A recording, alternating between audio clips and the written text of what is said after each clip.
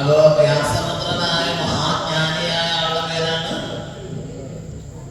തളർന്നിരിക്കുക അല്ലേ, വിദുരൻ എന്ന് ഓർമ്മിച്ച് പറഞ്ഞു.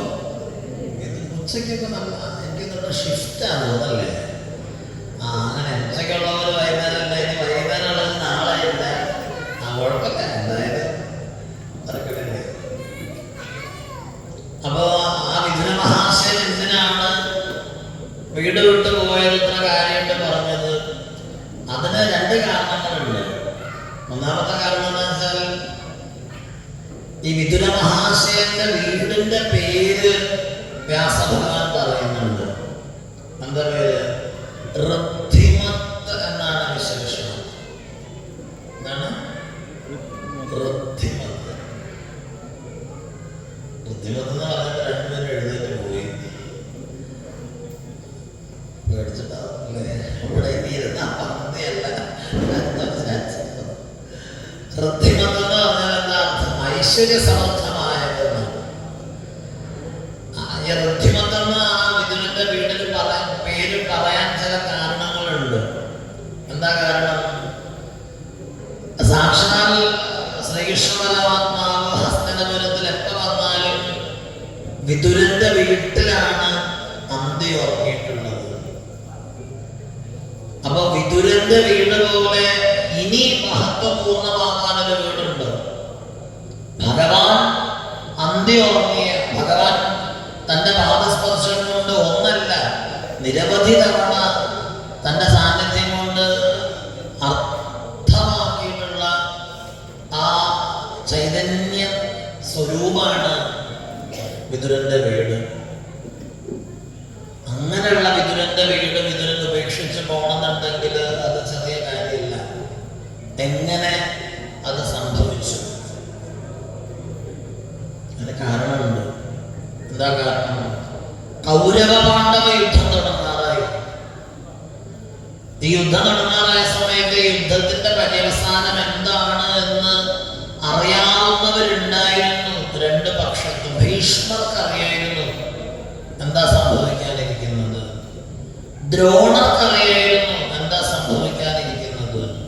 വിദുരനും അറിയാമായിരുന്നു ഇവിടെ എന്താ നടക്കാൻ പോകുന്നത്. കാരണം എന്താ? അവരൊക്കെ കാലത്തെ അറിഞ്ഞവരാണ്. അല്ലാതെ അവർക്ക് പ്രത്യേകിച്ച് എന്തെങ്കിലും വിശേഷ സിദ്ധി ഉള്ളത് കൊണ്ടല്ല, സസൂക്ഷ്മമായി ജീവിച്ചവരാണ് അവരെല്ലാം. നമ്മുടെ ജീവിതത്തിലും അതാ വേണ്ടത്. ശ്രദ്ധയോടുകൂടി ജീവിച്ചാൽ പ്രശ്നമില്ല. നമ്മൾ അശ്രദ്ധമായിട്ടാണ് ജീവിക്കുക. ഒരു ചുള്ളിക്കമ്പനിരിക്കുന്ന ഒരു പക്ഷിയെ പോലെയാവണം നമ്മുടെ ജീവിതം. വളരെ സസൂക്ഷ്മമാണ് നമ്മൾ ഇരിക്കുന്ന പ്രതലം. അത്ര ജാഗ്രത ഉണ്ടാവണമെന്നാണ്. വിദുരനതുണ്ടായിരുന്നു. അതുകൊണ്ട് തന്നെ അറിയാം ധർമ്മം എവിടെയാണോ അവിടെയാണ് വിജയം ഉണ്ടാവുക എന്ന് വിദുര മഹാശയനൊക്കെ നേരത്തെ അറിയായിരുന്നു. അപ്പോ ഇതറിയാവുന്നത് കൊണ്ട് വിദുര മഹാശയൻ കൗരവന്മാരെ ഒന്ന് ഉപദേശിക്കാൻ പോയി എന്നാണ്. ഇവിടെ വളരെ ശ്രദ്ധിക്കേണ്ടതുണ്ട്. എല്ലാവരെയും അങ്ങനെ ഉപദേശിക്കാൻ പാടില്ല എന്നാണ്. നമ്മുടെ ജീവിതത്തിൽ ഓർത്തു വെച്ചാൽ നന്നായിരിക്കും. ആർക്കൊക്കെ ആരെയും ഉപദേശിക്കാം എന്ന് പറയുന്നുണ്ട്. നീതിന്യായ വ്യവസ്ഥയിലൊക്കെ പറയുന്നുണ്ട്, ധർമ്മശാസ്ത്രം പറയുന്നുണ്ട്. ഭാര്യയെ ഭർത്താവിന് ഉപദേശിക്കാം. ഉപദേശിച്ചൂടെ? ഭാര്യയെ ഭർത്താവിന് ഉപദേശിച്ചൂടെ? അത്ര നമ്മതല്ലെന്ന് തോന്നുന്നു. ഉപദേശിക്കാം, എന്ത് വേണമെങ്കിലും ഉപദേശിക്കാം. കാരണം എന്താ? പ്രത്യേകിച്ച് കാര്യമൊന്നുമില്ലെന്ന് അറിയാം. ഭർത്താവിനും അറിയാം, ഭാര്യയ്ക്കും അറിയാം. അതുകൊണ്ട് എന്നാ 10-25 കൊല്ലമായി ഉപദേശം തുടങ്ങിയിട്ട് എന്നാൽ ആ പറയുന്നതൊക്കെ ഇവര് കേൾക്കണില്ല വെച്ചിട്ട് അവര് തമ്മിൽ എന്തെങ്കിലും പ്രശ്നം ഉണ്ടാവുന്നില്ല. അതൊക്കെ മാറുന്നു. ഭർത്താവിനെ ആർക്ക് ഉപദേശിക്കാം? ഭാര്യയ്ക്ക് ഉപദേശിക്കാം.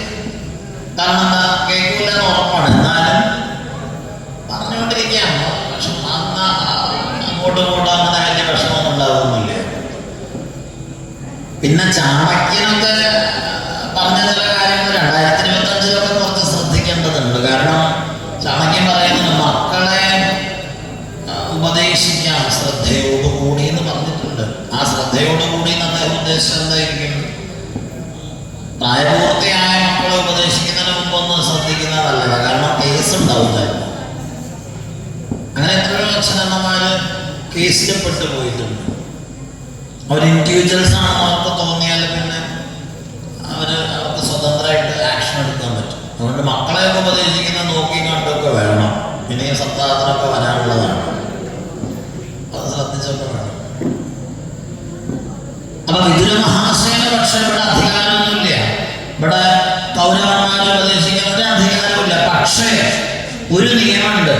ഒരാൾ മരണത്തിലേക്കാണ് പോകുന്നതെങ്കിൽ അയാളോട് നമുക്ക് ചില കാര്യങ്ങൾ പറഞ്ഞു കൊടുക്കാം. അത് അപകടമാണെന്ന് പറയാം.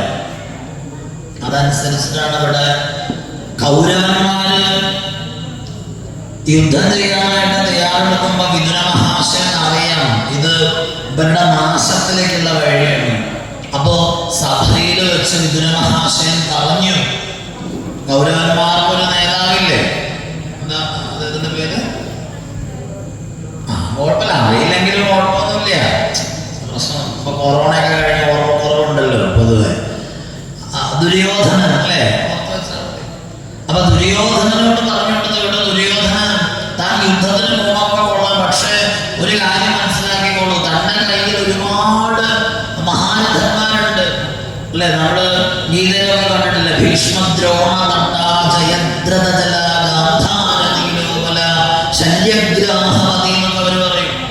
അന്ന് പറഞ്ഞത് ഭീഷ്മനും ദ്രോണനുമാകുന്ന വലിയ മഹാരഥന്മാരുടെ ആ നിൽപ്പ് യുദ്ധകളത്തില് ആർക്കാണ് മറക്കാൻ പറ്റുക? യുയുധാനൻ, സംഗ്രാമജിത്ത്, ജയദ്രഥൻ, കർണൻ, വികർണൻ ഒക്കെ ഉണ്ട്. പക്ഷെ നീ ഒരു കാര്യം മനസ്സിലാക്കിക്കോളൂ ദുര്യോധന, അർജുനനെ ചിലപ്പോൾ നിനക്ക് കർണനെ കൊണ്ട് ജയിക്കാൻ പറ്റിയേക്കാം, പക്ഷേ ആത്യന്തികമായിട്ട് ജയം ഉണ്ടാവില്ല. കാരണം എന്താ? പാണ്ഡവന്മാരെ സംരക്ഷിക്കുന്ന ഒരാളുണ്ട്. അതായത് അത് പറഞ്ഞ എന്റെ അഭിമാനം രക്ഷിക്കും. പാണ്ഡവന്മാരെ സംരക്ഷിക്കുന്നവരാ പുറകിലിരിക്കുന്ന നമ്മള് സാക്ഷാൽ പരമപ്രഭുവായ ഭഗവാനാണ്. അപ്പൊ ഭഗവാൻ ഉള്ളിടത്തോളം കാലം ദുര്യോധന നിനക്ക് വിജയം അപ്രാപ്യമാണ് എന്ന് പറഞ്ഞു കൊടുത്തു. വിനാശകാലെ അതൊക്കെ പഠിച്ചു വെച്ചിട്ടുണ്ട്. അല്ല അതൊക്കെ അറിയേണ്ടതാണല്ലേ. വിനാശകാലെ വിപരീത ബുദ്ധി എന്ന പ്രമാണപ്രകാരം ദുര്യോധനൻ എന്താ ചെയ്തത്? അമ്മാവന് ചോറ് ഞങ്ങളാണ് തന്നതെങ്കിലും ഊറ് മുഴുവനും പാണ്ഡവന്മാരോടായിരുന്നില്ലേ പറഞ്ഞിട്ട് ആ സഭാമധ്യത്തിൽ വെച്ചിട്ട് ദുര്യോധനനും കർണനും ചേർന്നിട്ട് വിദുര മഹാശയന്റെ ജീവസ്ഥാനങ്ങളെ മുഴുവനും വാക്കുകളാകുന്ന അസ്ത്രങ്ങളെ കൊണ്ട് മുറിവേൽപ്പിച്ചു എന്നാണ് പറയുന്നത്. അത് വ്യാസഭാഷയിൽ തന്നെയാണ്. സഹിത്യുത്പല കർണദാനൈഹി ഭ്രാതുപുരോ വർണ്ണസുതാഠിതോപി. സഹിത്യുത്പല കർണദാനൈഹി. വിശ്വനാഥ ചക്രവർത്തി എന്ന് പറഞ്ഞൊരു ഭാഗവത വ്യാഖ്യാതാവുണ്ട്. ഭാഗവതത്തിന് 3 വ്യാഖ്യാനങ്ങൾ പ്രധാനമാണ്. ശ്രീധരീയം, സുബോധിനി, കൃഷ്ണപതി. ഇത് കൂടാതെ രാധാവിനോദ ഗോസ്വാമിയുടെ ഗംഭീരമായ ഭാഗവത വ്യാഖ്യാനമുണ്ട്. അത് കൂടാതെ ഗംഭീര സ്വരൂപനായിട്ടുള്ള വിശ്വനാഥ ചക്രവർത്തി ഭാഗവത വ്യാഖ്യാനിക്കുമ്പോൾ ഈ ഭാഗത്ത് പറയുന്നുണ്ട് സഹിത്യുത്പല കർണബാണൈഹി. ദുര്യോധനൻ എന്ത് പറഞ്ഞാലും അത് ഏറ്റുപറയുന്ന സ്വഭാവം കർണനുണ്ട്. കർണനും ദുര്യോധനനും ചേർന്ന് വിദുര മഹാശയന്റെ ജീവസ്ഥാനങ്ങളെ വാക്കുകളാകുന്ന അസ്ത്രങ്ങളെ കൊണ്ട് മുറിവേൽപ്പിച്ചതാണ്. ഇന്ന് ഈ ദീപാവലി ദിവസം ഇവിടെ എത്തിച്ചേർന്നവർക്ക് മഹാദേവൻ തരുന്ന ആദ്യത്തെ വരദാനമാണ് ഈ ശ്രവണം. വെളിച്ചത്തിന്റെ ദിവസമാണ്. നമ്മൾ വെളിച്ചത്തിന്റെ ദിവസം ശബ്ദത്തിന്റെ ദിവസമാക്കി മാറ്റിയിട്ടുണ്ട്. എന്റെ കൂടെ വെളിച്ചമുണ്ടല്ലോ സമാധാനിക്കാൻ. അപ്പോ എന്താ വെളിച്ചം? പുറമെ അല്ല വെളിച്ചം, ഉള്ളിലാണ്. ആ വെളിച്ചം നമ്മളെ നയിക്കണമെങ്കിൽ ഇന്നൊരു തീരുമാനം എടുത്തോളൂ. എന്താ തീരുമാനം എടുക്കേണ്ടത്? ഒരാളെയും വാക്കുകൊണ്ടോ നോക്കുകൊണ്ടോ നമ്മൾ വിഷമിപ്പിക്കില്ല. വാക്ക് വളരെ പ്രധാനമാണ്. ഒരാളെ വാക്കുകൊണ്ട് മുറിപ്പെടുത്തിയ പിന്നെ ആ വാക്ക് തിരിച്ചെടുക്കാൻ പറ്റുമോ? മനസ്സിലായില്ലേ? അങ്ങനെ നാളെ പറയാറില്ലേ ആയുധവും